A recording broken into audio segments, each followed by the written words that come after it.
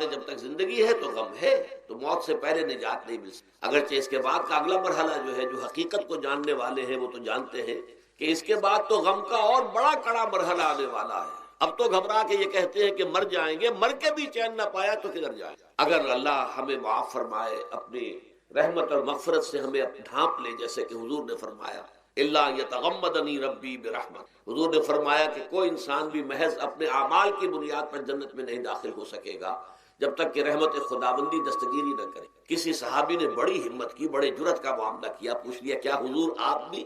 ظاہر بات ہے آپ بھی انسان ہیں، آپ بھی بشر ہیں، قرآن مجید میں کہلوایا گیا ہے اور انما انا بشر مثلکم۔ تو اگر آپ کہتے ہیں کوئی انسان جنت میں داخل نہیں ہو سکے گا محض اپنے اعمال کی بنیاد پر جب تک کہ رحمت خداوندی دستگیری نہ کرے، تو کیا آپ بھی اس قاعدہ کلیہ میں شامل ہیں؟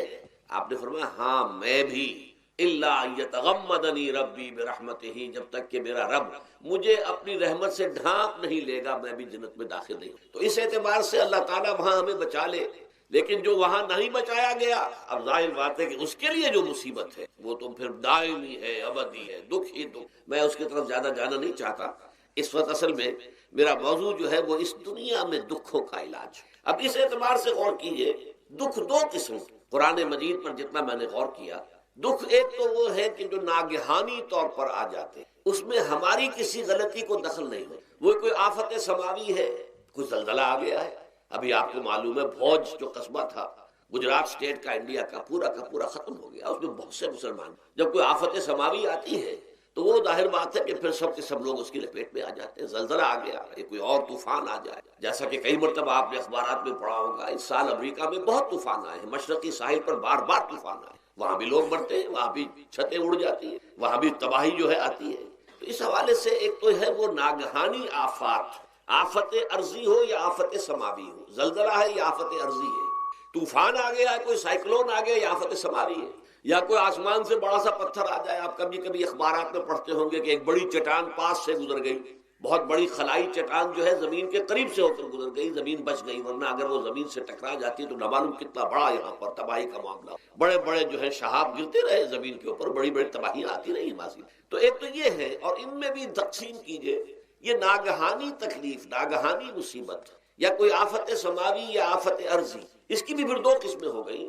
ایک وہ کہ جو افراد کو متاثر، انفرادی سطح، آدمی سڑک پر جا رہا تھا، پیچھے سے آ کر کسی گاڑی نے ٹکر ماری، گر گیا، ٹانگ ٹوٹ گئی، اب ظاہر بات ہے کہ اس میں اس کا کوئی قصور نہیں ہے، یہ اللہ تعالیٰ کی طرف سے بات آ گئی ہے۔ یا یہ کہ کوئی اگر اجتماعی سطح پر آیا، جیسا کہ زلزلہ ہے، یا جیسا کہ کوئی سائیکلون ہے، کوئی بڑا طوفان ہے، بہت بڑے فلڈز آ گئے ہیں، اس وقت بھی موزمبیق میں بہت بڑا فلڈ آیا ہوا ہے، ساؤتھ افریقہ میں، اور افریقہ میں پچھلے سال بھی بہت بڑا فلڈ آیا تھا، بڑی تباہی آئی آ رہا۔ تو یہ آفت سماوی، یہ ظاہر بات ہے کہ اجتماعی سطح پر آتی ہے، بڑی بڑی مقدار میں، تعداد میں لوگ متاثر، لاکھوں لوگ بے گھر ہو جاتے ہیں، ہزاروں آدمی مارے جاتے ہیں۔ پہلی شکل جو ہے دکھ کی، جیسا کہ میں نے عرض کیا، وہ ناگہانی دکھ، کوئی آفت ارضی، کوئی آفت سماوی، خواہ وہ انفرادی ہو خواہ اجتماعی۔ اس کے ضمن میں کیا علاج ہے؟ ظاہر بات ہے کہ اس کا علاج یہ تو نہیں ہو سکتا کہ آپ اس کو ختم کریں۔ انگریزی کا ایک محاورہ ہے، what cannot be cured must be endured۔ جو چیز جو ہے جس کا علاج نہیں ہو سکتا وہ تو برداشت کرنی پڑے گی۔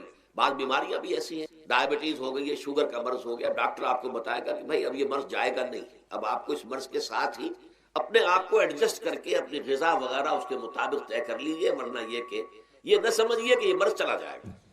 تو what cannot be cured must be endured۔ لہذا ان آفت سماوی و عرضی، چاہے وہ انفرادی سطح پر متاثر کرتی ہوں انسانوں کو، اور چاہے اجتماعی سطح پر، اس کا تو علاج ایک ہی ہے۔ عربی میں بھی ایک محاورہ یہ ہے کہ کسی نے پوچھا تھا کہ بچھو کے کاٹے کا کیا علاج ہے؟ البکاء الی الصباح، رات کو اگر کاٹا ہے کسی بچھو نے تو روتے رہو صبح تک، یہ علاج ہے، اس کا اور کوئی علاج ہے ہی نہیں۔ تو جو چیز لا علاج ہے اسے برداشت کر، گویا کہ یہاں جو اصل شے ہوگی کہ دنیاوی آفات، عرضی و سماوی آفات، ناگہانی آفات، ناگہانی مصیبتیں، ان کے ضمن میں ہمیں ایسی شے کی ضرورت ہے جو ہمارے اندر برداشت پیدا، اس کو جھیلنا آسان بنا، ہم اس کی وجہ سے بجھ کر نہ رہ جائیں، ہماری ہمتیں جواب نہ دے جائیں، ہمارا ارادہ ختم نہ ہو جائے، ہمارا حوصلہ پست نہ ہو جائے، بلکہ برداشت ہو، جھیلنا ہو، تحمل۔ ابھی بھٹر صاحب کہہ رہے تھے اللہ تعالیٰ ذرا سا متحمل ہے، میں نے کہا یہ بہت غلط بات کہہ رہے ہیں، اللہ بہت متحمل۔ وہ ذرا سا تو یوں سمجھیے کہ ان کے کہنے کے انداز میں یہ بات آ گئی، ذرا سا رحیم بھی ہے، نہیں نہیں وہ بہت رحیم ہے، بہت متحمل ہے، بہت حلیم. لیکن یہ کہ ہمیں یہ جو آفات سماویہ اور ارضیہ ہیں جو ہمارے اوپر آ جاتی ہیں اللہ کی طرف سے، ان کے ضمن میں ذہنی ایک ایٹیچیوڈ پیدا ہو جائے، سوچ کا ایک خاص رخ بن جائے، انسان کے احساسات ایک خاص طرز پر ڈھل جائیں، تو پھر ان کو برداشت کرنا آسان ہو.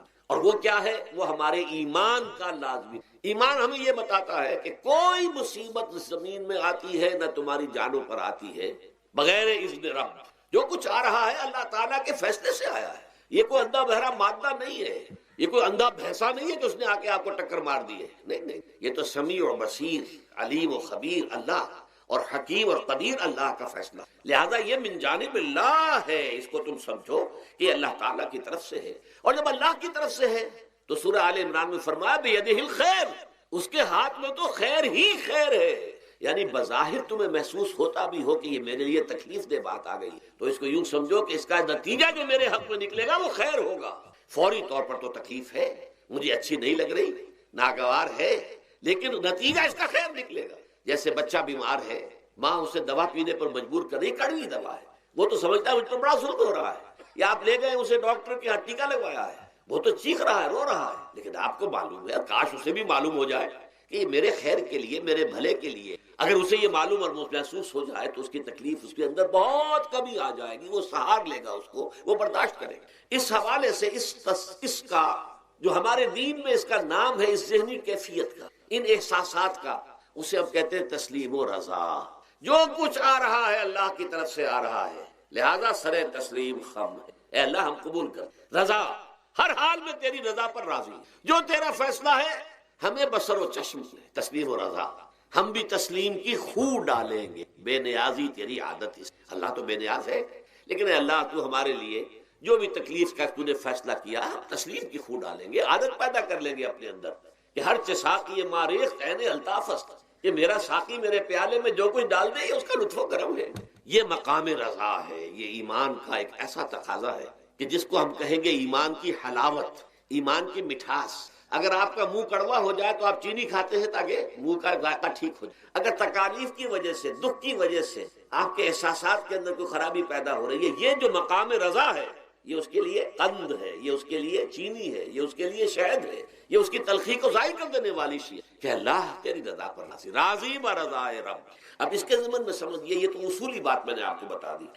اس کی تین کیفیات ہو سکتی ہیں کیوں اللہ کی طرف سے یہ چیزیں آتی ہیں. سب سے پہلی شے ہے، اب وہ جو آیات میں نے سنائی تھی وہ سن لیجئے پہلے ترجمہ.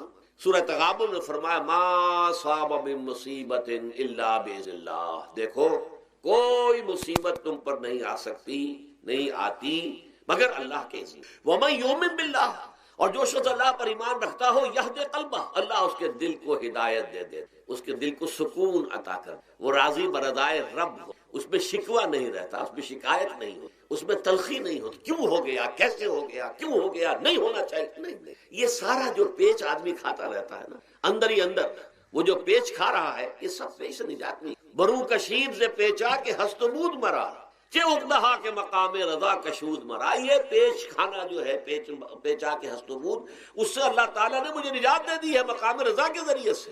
کتنے بڑے بڑے عقدے میرے حل ہو گئے اس مقام رضا سے. چے اقدہا کہ مقام رضا کشود میرا، میرے تو بہت سے عقدے اس سے حل ہو گئے. اس حوالے سے ایک موٹی بات تو یہ ہو گئی، لیکن اب اس کو تین حصوں میں تقسیم. پہلی بات یہ کہ یہ اللہ کی طرف سے آزمائش کے طور پر، آزمائش میرا بندہ اس پر صبر کرتا ہے یا نہیں، یا میرے خلاف بکواس کرنے پر آمادہ ہو. اللہ تو ایسا ہے، اللہ نے تو ہم پر کبھی کرم کیا ہی نہیں، اللہ تو ظالم، معاذ اللہ معاذ اللہ معاذ اللہ. کہیں ایسا تو نہیں، میرا بندہ جو ہے تکلیف کو جھیلتا ہے میری وجہ سے، یہ سمجھ کے کہ اللہ کی طرف سے آئی. یہ صبر جو ہے یہ بہت بڑی کامیابی ہے اگر انسان کو. اور اس صبر کے نتیجے میں دو اور باتیں پیدا ہوتی. یہ مضامین علیحدہ علیحدہ دروس کے اندر آتے رہے ہیں، لیکن آج ایک نئے عنوان کے تحت جمع ہو کر آ رہے ہیں. پہلی بات یہ ہوتی ہے کہ یہ امتحان کا نتیجہ کیا نکلتا ہے کہ آپ نے ایک امتحان پاس کیا تو آپ کے اگلے درجے میں ترقی ہو جائے. 5ویں کا امتحان پاس کر لیا نا، 6ٹھی میں جائیں گے. اب 6ٹھی کا امتحان پاس کریں گے تو 7ویں میں جائیں گے، 7ویں کا پاس کریں گے تو 8ویں میں. درجہ بدرجہ انسان کی دینی، ایمانی اور روحانی ترقی کا ذریعہ یہ آزمائش میں. جتنا اس میں صبر ہوگا، جتنا اس میں تسلیم و رضا جو ہے آپ حاصل کرتے جائیں گے تو آپ کے درجے بلند ہوتے جائیں گے، آپ کا امتحان کڑے سے کڑا آئے گا، بڑے سے بڑا آئے گا، مشکل سے مشکل تر آئے گا۔ ایک وقت میں ایم اے کا امتحان بھی آپ کو دینا ہوگا، ایک وقت میں ہو سکتا ہے پی ایچ ڈی کے لیے تھیسس آپ لکھیں، پھر اس کے اوپر جو ہے ٹیم بیٹھی ہوئی اور آپ سے وہ بحث کرے، جرا کرے آپ سے، وہ بھی کرنا ہوگا۔ لیکن یہ کہ اگر پرائمری ہی میں فیل ہو گئے تو اس کا سوال ہی پیدا نہیں ہوتا کہ کبھی آپ ایم اے کا یا پی ایچ ڈی کا تھیسس بھی۔ اور اسی کو دوسرے انداز میں کہا گیا ہے قرآن مجید میں، وَلِيُبْلِيَ الْمُؤْمِنِينَ مِنْهُ بَلَاءً حَسَنًا۔ اصل میں ابلا کہتے ہیں، بلا یبلو جو ہے عربی زبان میں آتا ہے آزمانا، خلق الموت والحیات لیبلوکم ایکم احسن عملا، یہی معنی ابتلا کے میں، ابتلا یبتلی آزمانا۔ ابلا یبلی جو آتا ہے باب افعال سے، اس میں آتا ہے کسی کو کسی تکلیف میں ڈال کر اس کو نکھارنا، کہ اس کا جوہر نکھر جائے، اس کے اندر جو خیر ہے وہ اور چمک جائے، لوگوں کو بھی معلوم ہو جائے کہ یہ شخص اس مقام کا اہل ہے، اس کے اندر یہ صلاحیت ہے، اس میں یہ قوت موجود۔ تو یہ گویا کہ اہل ایمان کی صلاحیتوں کو نکھارنے کے لیے اور ان کے درجات کی ترقی کے لیے بھی اللہ تعالیٰ دنیا کے اندر یہ مصیبتیں اور امتحانات جو ہیں آزمائش کے حوالے سے افراد پر بھی، اجتماعی طور پر بھی، اور ایک اس کا اور بھی ہے، اہل ایمان پر اس طرح کے ابتلاء و آزمائش کی ایک نوعیت اور بھی ہے، اور وہ یہ ہے کہ جو بھی آپ سے غیر ارادی طور پر، یا یہ کہ آپ نے کوئی گناہ ارادی طور پر بھی کر لیا، اللہ تعالیٰ اس کی سزا اسی دنیا میں دے کر آخرت کی سزا سے محفوظ کر دیتا۔ گویا کہ اس سے بڑا خیر کیا ہوگا؟ یہاں کی سزا کیا ہے؟ جھیل لیا آپ نے، بخار آ گیا، ٹانگ ٹوٹ گئی، چلیے 3 مہینے آپ بستر پر پڑے رہے نا، اور کیا ہوا؟ کچھ نہیں۔ لیکن یہ کہ آخرت کی سزا ملتی ہے، بہت عظیم، لہذا کفارہ بناتا ہے اللہ تعالیٰ۔ ان جو بھی گناہ ہو گئے، غلطیاں ہو گئی ہیں، ان کا کفارہ اللہ تعالیٰ بندہ مومن کے لیے، حضور کی ایک حدیث ہے، اس کا متن مجھے اس وقت یاد نہیں ہے، کہ مومن کا معاملہ عجیب ہے، اسے کوئی تکلیف پہنچتی ہے صبر کرتا ہے، وہ اس کے گناہوں کا کفارہ بن جاتا ہے، اور اگر کوئی خوبی ملتی ہے تو اللہ تعالیٰ کا شکر ادا کرتا ہے، اس کے درجات بلند ہو جاتے ہیں۔ تو یہ معاملہ جو ہے اللہ تعالیٰ کی طرف سے بندہ مومن کے حق میں خیر، کہ در حقیقت اس کے ان گناہوں کی پاداش کہ جو اس نے یہاں کر لیے ہیں، یہی دنیا میں دے کر دھو دیا جائے، پاک کر دیا جائے۔ جیسے آپ کو معلوم ہے دھوبی جو ہے کپڑے کو بھٹی میں چڑھاتا ہے، گرم پانی میں ڈالتا ہے کہ نہیں ڈالتا، تاکہ اس کا میل نکلے، اس کے آگے پٹکتا بھی ہے ذرا اس کو، تاکہ وہ میل اچھی طرح چھٹ جائے اس سے۔ اسی طرح اگر دنیا میں ہمارے میل چھٹ جائیں، دنیا میں اگر ہمارے گناہ دھل جائیں، تو یہ بڑے نفع کا سودا ہے، بڑے نفع کا سودا ہے، بڑے نفع کا سودا ہے۔ اس اعتبار سے آپ غور کیجئے کہ اگر یہ حقائق ہمارے سامنے رہے تو کیا کوئی تکلیف دنیا کی ہمیں بھاری محسوس ہوگی؟ ہمیں تو بتایا یہ گیا ہے کہ عسیٰ ان تکرہوا شیئا وہو خیر لکم،